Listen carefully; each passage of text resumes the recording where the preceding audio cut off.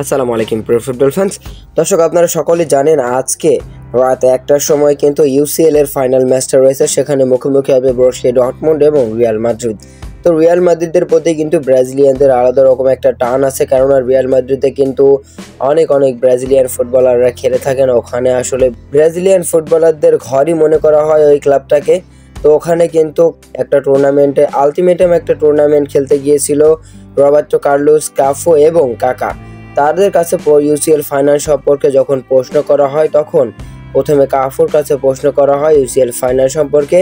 তখন কাফু বলে, আমরা অবশ্যই ভিনিসিয়াস জুনিয়রের প্রতিভাকে ফাইনাল ম্যাচে সীমাবদ্ধ রাখবো না, কারণ ফাইনালে খেলোয়াড়দের দিন নাও থাকতে পারে।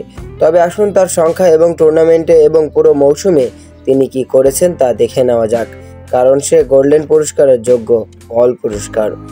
তারপরে যখন কাকার কাছে প্রশ্ন করা হয়, তখন কাকা আরও একবার উত্তর দেয়, ডর্টমুন্ড একটি দুর্দান্ত টুর্নামেন্ট খেলেছে এবং আমরা ব্রাজিলিয়ানরা সেখানে ব্রাজিলিয়ানদের স্বার্থে রিয়াল মাদ্রিদকে সমর্থন করব। আমি আশা করি ভিনিসিয়াস জুনিয়র জিতবে, কারণ এটি তাকে ব্যালন ডি'অরের পুরস্কারের খুব কাছাকাছি নিয়ে আসবে। মূলত রবার্টো কার্লোসের এইসব বিষয়ে আসলে তিনি কথা বলেননি বা তাকে জিজ্ঞাসা করেননি, কিন্তু কাফু এবং কাকার কাছে যখন জিজ্ঞেস করা হয়, কাফু এবং কাকা তারা কিন্তু এই সমস্ত কথাগুলো বলেছেন। তো দর্শক, আপনার প্রেডিকশনটা অবশ্যই আমাদের ভিডিওর কমেন্ট বক্সে দিয়ে দিন যে আজকে ইউসিএল ফাইনালে কোন দল জিতবে, বরুসিয়া ডর্টমুন্ড নাকি রিয়াল মাদ্রিদ।